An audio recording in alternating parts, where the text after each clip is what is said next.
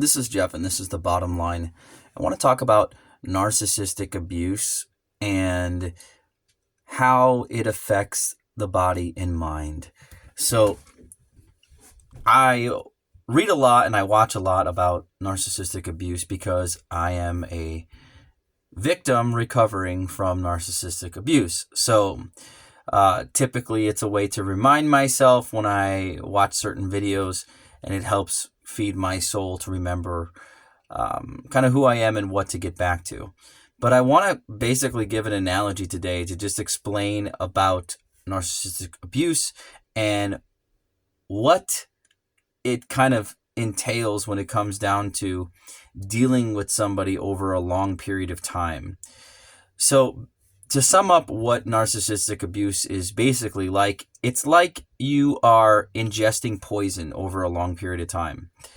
And anytime you're dealing with a toxic person, you keep ingesting this poison over a long period of time, eventually, it's going to affect you, okay? Or you'll build up a tolerance to it. However, you're still going to be poisoned. So the best analogy that came to me was it's like going and eating an apple that's bad and expecting it to taste differently every time that you bite into it. So you go to bite into that apple, and it just tastes disgusting. And you spit it out, or you swallow it, right? Depending on who you are. But with narcissist, you will chew it, you will eat it, and expect it to taste differently every time. So you keep going back, you keep biting the apple, you keep eating the apple, and over a long period of time, if you're not cognitive of these situations, if you're not cognitive of the toxic behavior and what's happening to put your foot down, you become filled with all this toxic, poisonous sludge, if you will, this just gross, disgusting behaviors, gross, disgusting, horrible, again, emotional abuse, devaluing of who you are, dealing with their type of negative emotionality. I've done videos in the past about specifically narcissistic abuse, as well as what makes a narcissist during their childhood phases with the arrested development of their amygdala, which actually is the part of the brain that controls the emotional responses. It's due to childhood trauma, and it causes the arrested development in their brain to where they can take certain types of conversations as attacks, and they actually become combative, and they regulate their emotions through other people by getting what's known as narcissistic supply. This is due through emotional outbursts, creating conflicts to get emotional responses from you in order for them to feel some sort of regulation of their emotions on any sort of a normal level. Regardless of it all, this is extremely toxic behavior. It is very, very unhealthy, and it actually does not lead you anywhere. So dealing with somebody like this, and I'll just touch base on it really quickly. Before I got into the narcissistic abusive relationship, I was a very, very upbeat person. I was a very, very positive person. I was a very, very, how do I put this? Enigmatic person. Like I was full of life, right?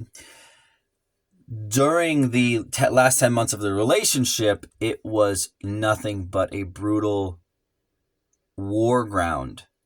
warfare ground of endless nonsense, until inevitably I had to again ask her to leave and get her to be removed from my house because of the type of abuse and the type of just toxic behavior. So I was that person who kept on biting the apple, expecting it to change. I was that person who kept on just expecting it to taste differently every time, and it never did. Right? So I'm a very keen person on resolve. I believe anything can be talked through. I believe anything can be, worked out as long as you have two willing parties, and as long as you guys are compatible on the things that you guys have in mind. And so, unfortunately, when you're dealing with a person who has NPD or narcissistic personality disorder, they do not handle things they do not handle situations on a normal type of thinking standard. Okay, for a person who's set on a resolve. Again, it's the arrested development of their amygdala. It's the fact that they are incapable of admitting accountability.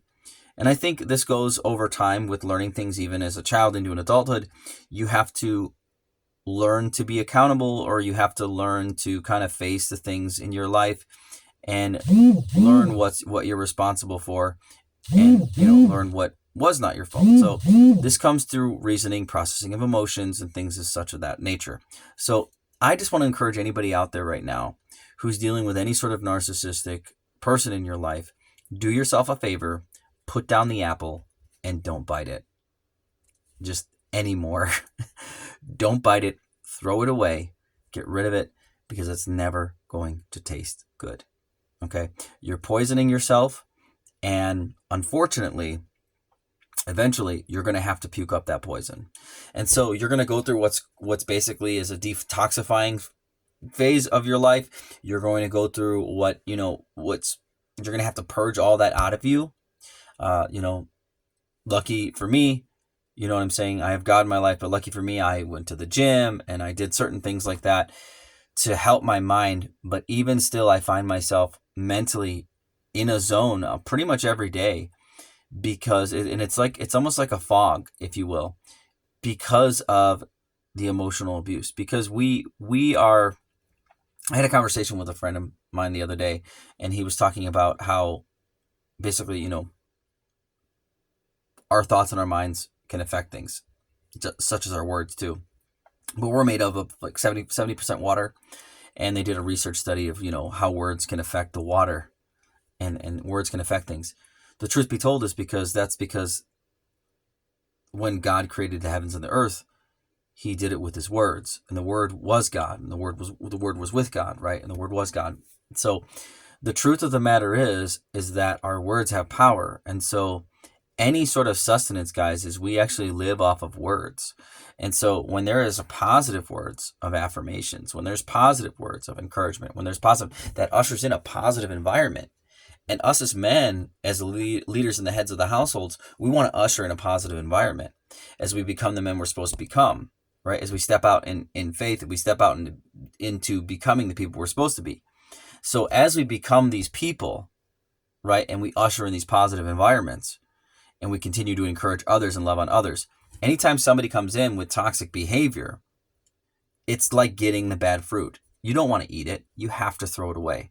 And it's sad, because if you're an empathetic person, or if you're a person that really wants, again, you're trying to fix the bad fruit, right? You're trying to either cut out the bad part of it, but what you don't realize is as soon as you cut out a bad part of it, or you try to fix it, you flip it on the other side, and then it's bruised on the other side, and it's rotten on the other side too. And the reason being is because you can't expect something sincere out of an insincere person. They honestly have to really put the work in. Now, I'm not saying that there isn't hope for the narcissist. I'd like to believe that there is, as an empathetic person. But I am saying, for your own mental health and well-being, it's best to stay away from those situations. Because if you continue to keep going down the road, you're going to have to go through that detoxifying stage. And I'll be honest with you guys, it's just not worth it. It's just not worth it, because, obedience is better than sacrifice. But it's just not worth it. You want to be able to up your levels, your vibration. You want to be able to up your soul and who you are. You want to be able to uplift yourself, because you can't help others unless you've helped yourself first mentally. Like, you have to get yourself into a good state of mind, right, first, before you can help somebody else. Otherwise you're carrying around those burdens with you. And so it's just really, really important. And I really felt led to share this today.